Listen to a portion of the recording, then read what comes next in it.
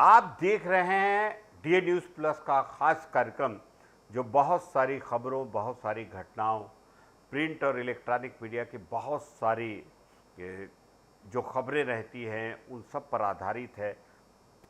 और आज हम इसकी शुरुआत कर रहे हैं मेरे पसंदीदा नौजवान शायर स्वयं श्रीवास्तव के इन बोलों से। ये कयासों का दौर है, जिंदों की अर्थियों पे बताशों का दौर है। जो तृप्त हैं उनके पास समंदर रखा मिला, प्यासों के इर्द गिर्द तमाशों का दौर है।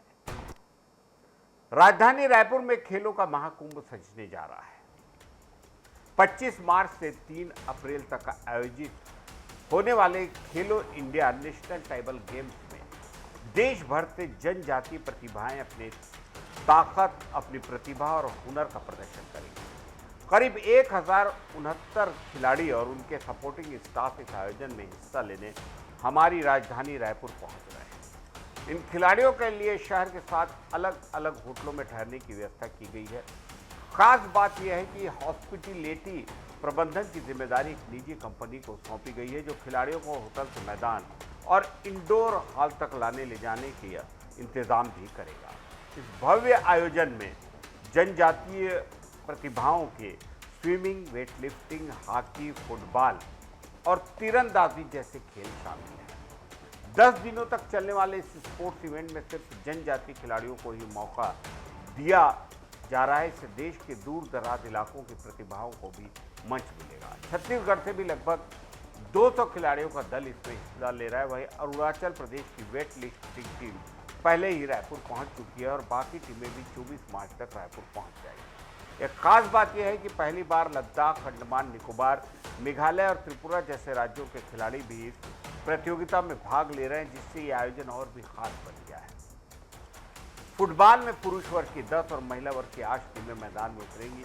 वहीं हॉकी और अन्य खेलों के लिए अंतर्राष्ट्रीय स्तर के मैदान और फ्लड लाइट की पूरी इंतजाम है, ताकि मुकाबले दिन और रात दोनों वक्त सुचारू रूप से संपन्न हो सके। खेल संचालनालय के अधिकारियों के मुताबिक खेलो इंडिया की गाइडलाइन के अनुसार खिलाड़ियों को बेहतरीन सुविधाएं दी जा रही हैं, जिससे वे अपना सर्वश्रेष्ठ प्रदर्शन यहाँ इस जनजातीय ट्राइबल गेम्स जो है खेलो इंडिया का, उसमें कर सकें।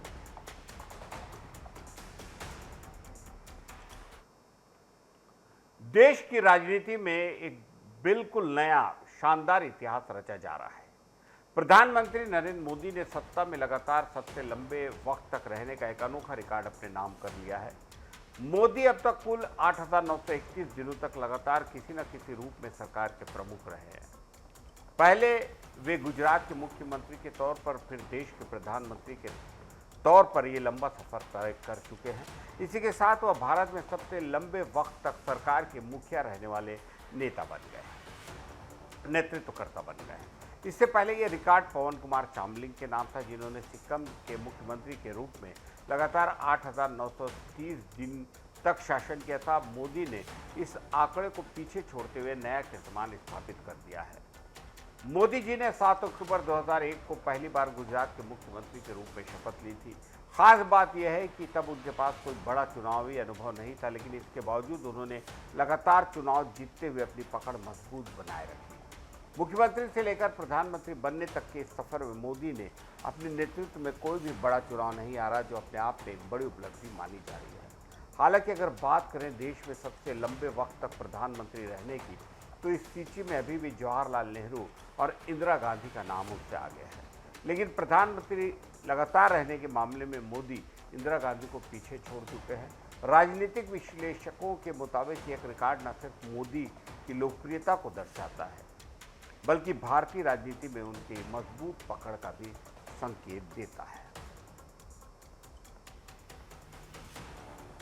हमारे भारत के बड़े मंदिर सिर्फ आस्था के केंद्र नहीं है, बल्कि ये आज देश के सबसे बड़े सोशल वेलफेयर हब बन चुके हैं।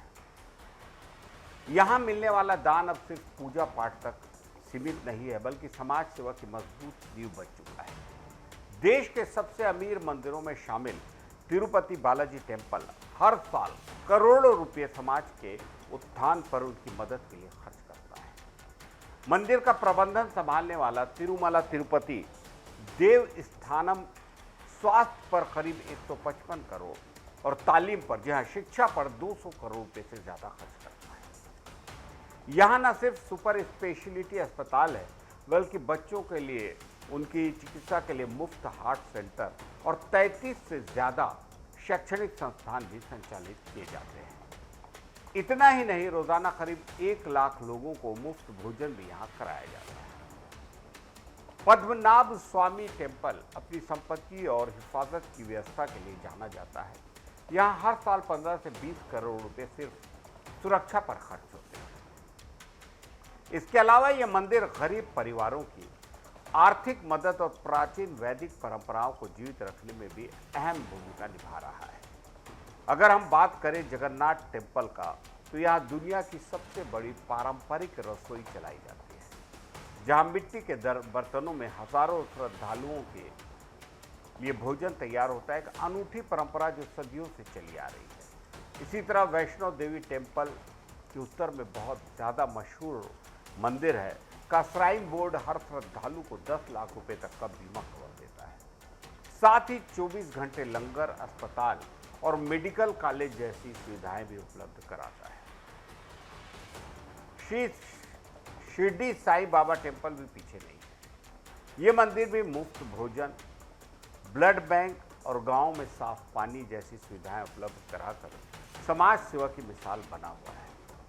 दरअसल मंदिरों में मिलने वाले सोने और दान को एक व्यवस्थित प्रक्रिया के तहत सरकारी मिंट और बैंकों में जमा किया जाता है, जिससे मंदिरों को पर्याप्त ब्याज भी मिलता है और यही पैसा फिर समाज कल्याण के कामों में लगाया जाता है। और जितने भी गरीब गुरबा हैं, ज़रूरतमंद हैं, उनको ये तमाम आस्था के केंद्र न सिर्फ पूजा प्रार्थना देते हैं, बल्कि उनके कल्याण के लिए बहुत सारी योजनाएं, मुफ्त भोजन, स्वास्थ्य, शिक्षा सभी देते हैं। एक बहुत प्यारी सी खबर, हाल ही में हम गौरैया दिवस मना रहे हैं। एक वक्त था जब सुबह की शुरुआत होती थी गौरैया की चहचहाती चिड़ियों वाली आवाज़ से। सबसे खास होती थी हमारी प्यारी हाउस स्पैरो यानी गौरैया। लेकिन आज ये छोटी सी चिड़िया धीरे धीरे हमारे आसपास से गायब होती जा रही है। हर साल 20 मार्च को, जैसा मैंने बताया, कि वर्ल्ड स्पैरो डे मनाया जाता है। हाल ही में हम लोगों ने मनाया, ताकि लोगों को याद दिलाया जा सके कि गौरैया सिर्फ एक चिड़िया नहीं, बल्कि हमारी ज़िंदगी, हमारे पर्यावरण का अहम हिस्सा है, हमारे बचपन का अहम हिस्सा है। गौरैया दिखने में बेहद छोटी सी ज़रूर दिखती है, लेकिन इसका काम बहुत बड़ा होता है। ये अनाज के दाने और कीड़े मकोड़े खाती है, जिससे खेतों में फसलों को नुकसान पहुंचाने वाले कीड़े कम होते हैं। यानी ये किसानों के मददगार भी है। वैज्ञानिक गौरैया को बायो इंडिकेटर मानते हैं। इसका मतलब है कि जहां गौरैया की संख्या घटती है, वहां पर्यावरण में गड़बड़ी के संकेत मिलने शुरू हो गए हैं। सवाल यह है कि आखिर गौरैया कम क्यों हो रही है?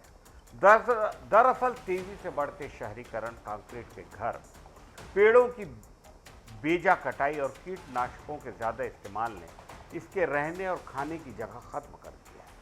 पहले जहां घरों की छतों और दीवारों में घोंसले बन जाते थे, अब वहां कांच और सीमेंट की इमारतें। एक वक्त में दुनिया में अरबों की संख्या में पाई जाने वाली गौरैया आज कई जगहों पर दुर्लभ होती जा रही है, और शायद नई पीढ़ी को तो हमें इन्हें दिखाने के लिए कहीं ना कहीं संजो के रखना पड़ेगा।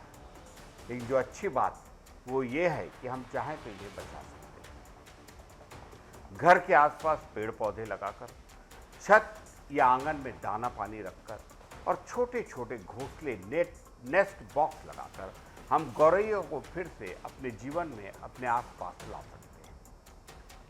ये इस विश्व गौरैया दिवस पर एक छोटा सा संकल्प लें, ताकि फिर से सुबह की शुरुआत गौरैया की प्यारी चहचहाट के साथ हो और हमारे बाद की पीढ़ी और उसके बाद की पीढ़ी बेहद खूबसूरत इस आवाज़ से, इस चहचहाट से वंचित ना रहे।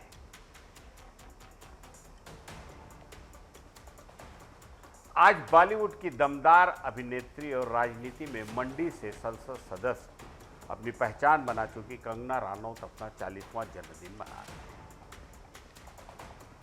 23 मार्च का ये दिन उनके फैंस के लिए खास है। उनकी जिंदगी और संपत्ति से कुछ खास जुड़ी बातें हम आपको बता रहे हैं। कंगना रनौत ने फिल्म इंडस्ट्री में अपने दम पर एक अलग मुकाम हासिल किया। अभिनय के साथ साथ उन्होंने प्रोड्यूसर और डायरेक्टर के रूप में भी अपनी पहचान बनाई।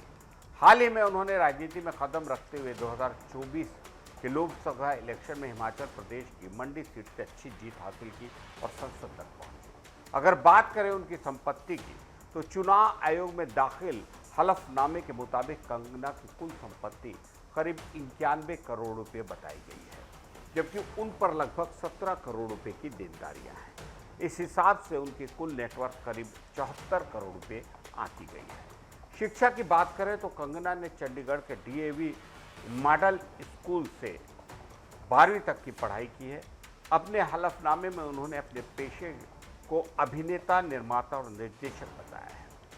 कंगना का सफर आसान नहीं रहा। अपनी मेहनत और बेबाक अंदाज से उन्होंने बॉलीवुड से लेकर राजनीति तक अपनी एक अलग पहचान बनाई है। अगर फिल्मों की बात करें तो कंगना की खूबसूरत फिल्मों में तनु वेट्स मनु रिटर्न्स क्वीन और झांसी की रानी की उनकी फिल्में बेहद कामयाब फिल्में हैं और बिला शक बहुत सारे विवादों से भी ये जुड़ी रहती हैं। खास तौर पर 2014 में पाई गई आज़ादी और हाल ही में नेता प्रतिपक्ष को पर एक टिप्पणी से बहुत सारे विवादों में रहती हैं, लेकिन ये बात भी बिल्कुल अहम है कि वो बोलने में हिचकती नहीं है।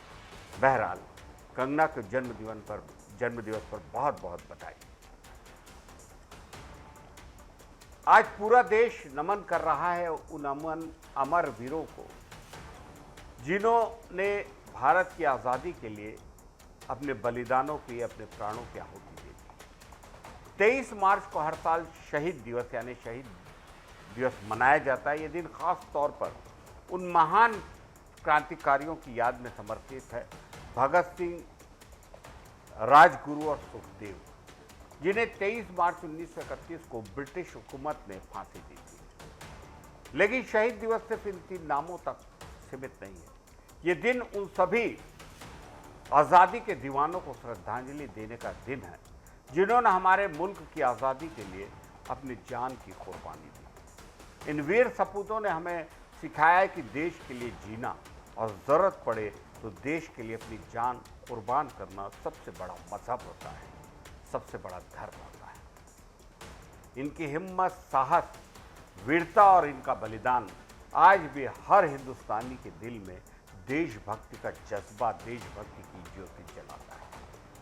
आज के दिन देश भर में लोग 2 मिनट का मौन रखकर शहीदों को श्रद्धांजलि अर्पित करते हैं, बहुत सारे संस्थानों में, और इनके बताए रास्तों पर चलने का संकल्प भी लेते हैं। इस शहीद दिवस पर हम भी इन वीरों को दिल से नमन करें और अपने देश के प्रति अपने कर्तव्यों को निभाना का वादा करें इन लाइनों के साथ कि शहीदों की मज़ारों पर लगेंगे हर बरस मेले, वतन पे मरने वालों का यही बाकी निशान होगा।